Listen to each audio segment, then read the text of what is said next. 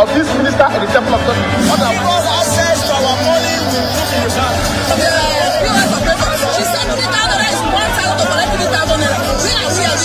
I've always said there are two sets of people on earth, the oppressors and the oppressed, and in between are the cowards and the hypocrites, which I no matter how tough the challenge, how high the obstacles, we always overcome.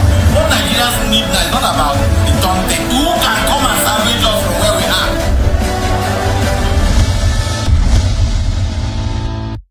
It's a pleasure having you join me back on Open Conversation. Let's head straight to the issue on ground. PDP crisis. Ayu heads for court as PDP appoints acting national chairman.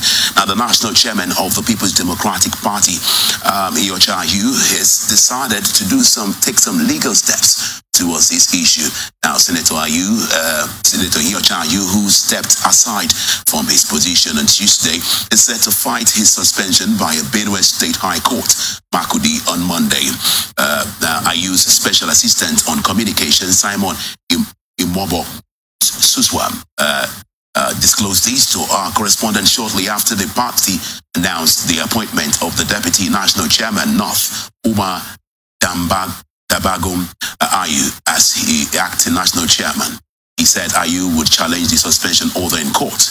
The Ngorov Ward Executive Committee in the Boko local government area of Benue State had on Sunday suspended Ayu for alleged anti-party activities and for failing to pay his membership dues. In the aftermath of the suspension, the Benue State Court restrained Ayu from parading himself as the chairman of the party, following a suit filed by a former aide to the state governor, Conrad Utan.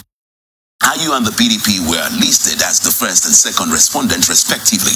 The case has been adjourned till April 17 for a hearing. Dabagum, in a brief interview with journalists in Abuja, explained that he was taking over the party leadership in an acting capacity to fulfill all righteousness. He said, "We are here to fulfill all righteousness. We have a court order restraining our national chairman, and we are law-abiding. I will be here with you in an acting capacity pending the determination of the court. I want to use this opportunity to enjoin you to give me the cooperation as all used to have with you. I will have a meeting immediately after this session with the NWC National Working Committee, now to review what is happening in the party." The spokesman for the PDP Presidential Campaign Council, Dino Milai, argued that Ayu's decision to obey the court order was a testament to the party's belief in the supremacy of the law, while noting that Ayu reserved the right to seek legal redress. The former lawmaker, who represented Kogi West Senatorial District at the National Assembly, warned the governor, Wike-led integrity group not to be too fast in celebrating because Ayu did not resign. He only stepped aside in obedience of a court order. He continued, "Ayu has the right to seek legal redress, and I am sure that in an option he would, explore. Ayu did not resign. He only stepped aside. He will bounce back, and for the G5 governors, we tell them not to rejoice yet because the music has just started." Now, this is no celebration time for them. By this move, the party and the chairman have both demonstrated that they are law-abiding. Whether the ex-parte order was well procured, purchased, or induced, Ayu decided to obey it as a law-abiding citizen. There is no point in taking the law into our hands. Now, speaking in the same vein, a member of the PDP National Executive Committee, Timothy Osadolo, told the National Daily that anyone ruling out the chances of Ayu returning to the office does not know the stuff he is made of. According to him, Ayu will be back. It is not a question of if, but when. As I said a few days ago, the suspension from his word is null and void because the constitution of the party is clear on the matter. Well, we'll take Governor Wike's angle and what he has said later on after I introduce my guest. So joining me to do justice to these issues affecting our nation's landscape is a lawyer, a human rights activist, Comrade Chetam Thierry Walla, Esquire. Great having you today. Thank you very much. It's a pleasure. Yeah, after the election. I wouldn't go ahead asking you how was the election, because we'll talk about subsequently when we have another matter where some professors are really taking INEC to court, right? Now, before we head over to the issues that Governor Wike has raised, saying that he's going to really fight Ayu till he leaves the office, what do you make about this surrounding matters really looming from the PDP currently? And it's going to be a legal battle as we have it. PDP has mentioned their word. Ayu has stepped aside. We have an acting national chairman now, and they said he's going to come back. The acting national chairman has said he's just doing or occupying that office in acting capacity. What do you make of all this currently? First, I want to thank you for this opportunity once again.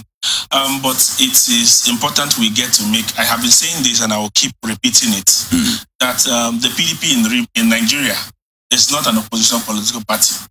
Currently in the country, there is really no opposition political party. Maybe the Labour Party is trying to form itself into an opposition, but the PDP, as presently constituted, is not an opposition party, because the infighting in the PDP is just so much that they cannot even, they are more focused on trying to fight themselves than trying to demand for certain things from the ruling political party in the country. And that's why we've seen the ruling party, APC, do the things they do in the country. The point is this. Of course, we saw how the G5 were knocked out. Their demands had been, Ayu should go, Ayu should go. The whole Ayu should go thing was just a personal interest and nothing more. And you see Governor Wike celebrating the suspension of Ayu. I listened to his media chat. It was really unfortunate hearing him celebrate the removal of Ayu. And I told myself, and I also saw some of his followers within Rivers who were also carrying out such celebration. And I said that Wike did not win this fight. Even if Ayu leaves now, Wike did not win the fight. Why? You know why Wike did not win the fight? Wike did not win the fight because Wike was demanding that Ayu should go before the elections. So Ayu never left before the elections. Ayu stayed put. So if Ayu goes thereafter, and which Atiku assured him and told him that after the elections, Ayu would go. That after the elections, Ayu would go. Wike insisted and said Ayu must go. And Ayu never went. Ayu never left. He stayed put, saw through the elections, and after the elections, you masterminded the suspension of Ayu and all that. The truth of the matter is that the ruling party APC has infiltrated the PDP and is using some political actors within the PDP to destabilize the PDP. And whether you like it or not, it is to the benefit of the ruling party because nobody is opposing them. Rather than concentrate on the election petition which they have filed against the APC, currently the PDP is fighting itself, struggling with themselves and trying to make it bad for themselves. That is not how an opposition political party is supposed to behave. So for PDP, for me, PDP has lost everything about it. That's its own onions. It has lost it completely because with this infighting, and let me tell you, I don't see any resolution anytime soon. I don't see any, because they will continue going to court. Even if the court restores back Ayu, they will continue going to court. It will still continue because the likes of Governor Wike will not rest. So you feel that you could, with what the narration really says and what the person of Dino Milai has said, he said the G5 shouldn't really rejoice yet. That means are they the mastermind of this suspension going on currently? Governor Wike will never accept that he's the mastermind, but Governor Wike said he supported the suspension, that he will do anything to support the suspension. These were his words during his media parley a few days ago. And this shows you that he is a part and parcel of this particular process, the destabilization in the party. He is a part and parcel of it. The destabilization. And let me tell you, the Atiku camp would not also rest. They would also want to fight back. You can actually see that from the statement of Dino Milai. That's the end of this fight. There's no end to this particular fight. We can't see any end in view as it is right now. So the fight will continue in the PDP. PDP will be completely destabilized as they are right now. Don't forget, PDP went to the elections with a divided house. In short, one of my friends made an analysis and I agree with him. And he said that PDP went to the elections with 3 different arms of it. PDP went to the elections with 3 different arms. Which are? The NMPP, the Labour Party, and the PDP itself. And maybe a section of the PDP who supported Tinubu, being Governor Wike and his cronies or friends who supported Tinubu. So let's say they went into the elections with 4 different arms. So imagine they had come together to push for an interest in the elections. Of course, the PDP candidate would have emerged. But because of personal selfish interest, they fought themselves to a standstill, divided their votes. And I told you before now that if PDP goes into these elections with a divided house like this, that of course Asiwaju was going to be president. And that's what actually played out.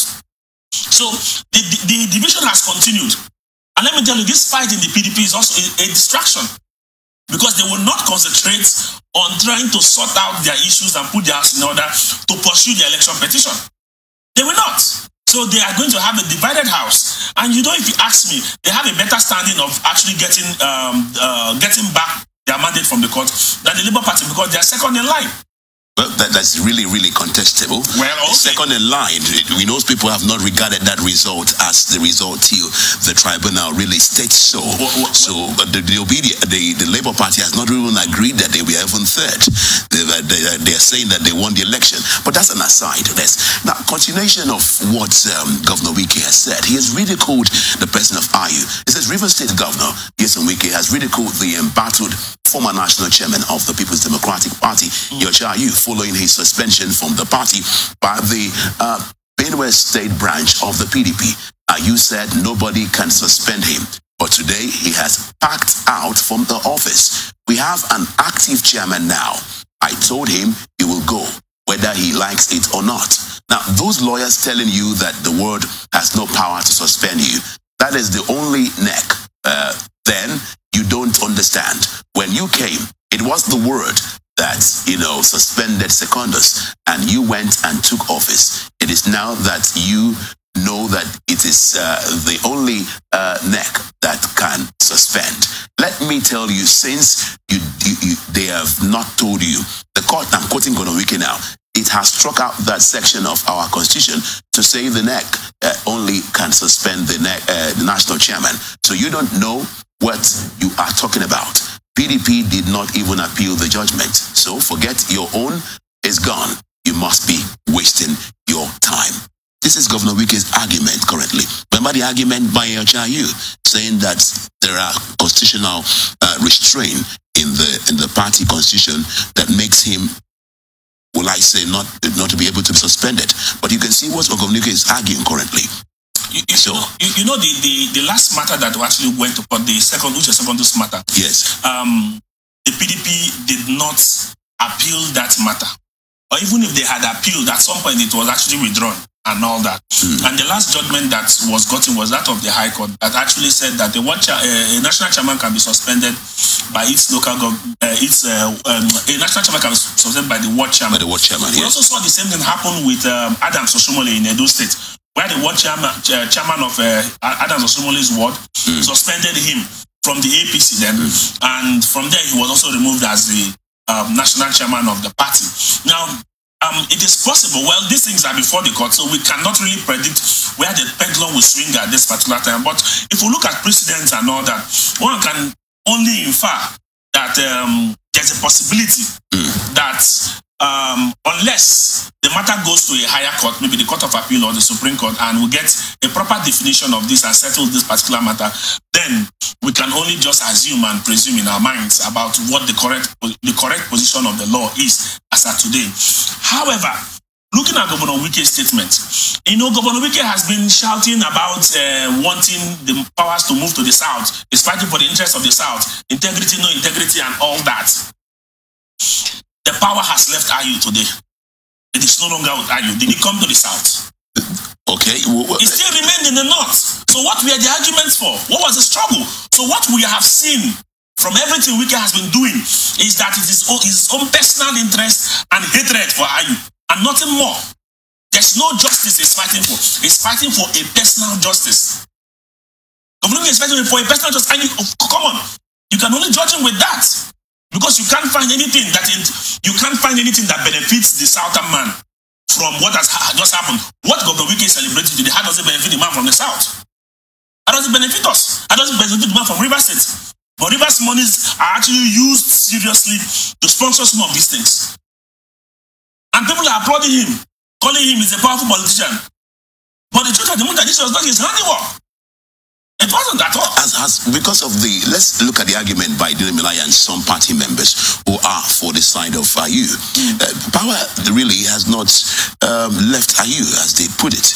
And that's the argument on ground. So that means the constitution, the court, really supersedes what the party constitution says. That if I could infer from your analysis now. Certainly, whatever the court says is the law. Irrespective of whatever your party constitution says. Whatever the court says, because the court is there to interpret the constitution. So whatever the court says becomes the law. Unless the only way you can actually upturn what the court has said is to go back and rewrite a new constitution or make a law contrary to what the court has said.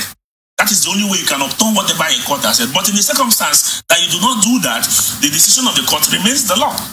And in this circumstance, whether you like it or not, Ayu has stepped aside. Ayu stepping aside on its own, whether it is permanently or temporarily. Right now, what we see is that Ayu is no longer the chairman of the party, pending the determination of the matter in court. So, and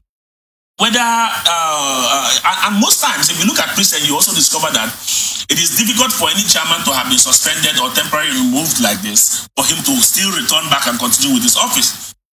I don't think we have ever had such experience before. We have really not really had those experiences. But in this situation, I also want to share with, in the sentiments of Dino Bilai, that of course the G5 should not celebrate, because we have not heard the end of this particular matter. We have not heard the end of the part. And if you also watch the G5 and the so-called integrity group, you now discover that they have been at the losing end in these particular elections. How? Yes, they have been at the losing end. Let's look at the G5 governors. Okay. Apart from Makinde, the rest of them lost their seats. But how about Governor Wike? He succeeded in delivering doing whatever he did in Rivers State, because we all know what happened in Rivers State. We all know what he played with INEC in Rivers State. That is even not our issue. But out of 5, 3 lost. Out of 5, 3 lost. So the G5 is actually pained and actually at the losing end at this particular point in time. Oh, Governor Wike was claiming that, they didn't talk about local politics, they were only interested in the national politics. How do you talk about the national politics and the local politics? You start from the local before you reason the national, because you must hold your local base. And if you don't hold your local base, how then do you contribute to the national? So they are all failures, if you ask me. Or they have largely failed in their quest to still hold the party structure and the party system. Look at Abia State. The party lost completely. They said the governorship and all that. Yeah, the PDP said they're going to really appeal that matter. Let them go, and it is, of course, it is within in Abia State, yes. It is within their right. Though Ikpazo has congratulated OT in Abia State. We are saying the same thing. It is within their right to appeal the matter. Nobody is stopping them. But the reality on ground is that they have lost Abia State. And they lost Abia State due to all these things happening within the PDP. What is crisis? Let's wait for what the court says concerning that. Since they're going to court before we say they're really completely lost in Abia State. But what is the G5's, gain when doing all this, causing all these infractions, jamming the heads of people together and pulling out a division in the party? What's their gain? Since the elections is over, why plot another string to really pull down the party? The battle that is happening right now is battle for 2027. What you're seeing happening right now is battle for 2027. Of course, there are speculations, and which I also believe that Governor Wike wants to try again his hands at the presidency in 2027. To contest for president again. Yes. And he needs the party structure, to hold the party structure, to enable him contest that elections. So what you see happening today, of course, there's a saying that politicians think about the next elections and not necessarily delivering the dividends of democracy after elections. So they're already politicking the 2027 elections. So there are two things we can infer from what is happening: the 2027 politics and the need to hold down the PDP. Then secondly, you also see that the ruling APC has also infiltrated the PDP using these people, because let me tell you, whether we like it or not, these people have been romancing with the APC all this while. Are you saying that Asiwaju Bola Ahmed Tinubu and the APC cronies are using the G5? Of course, these people, they are political associates.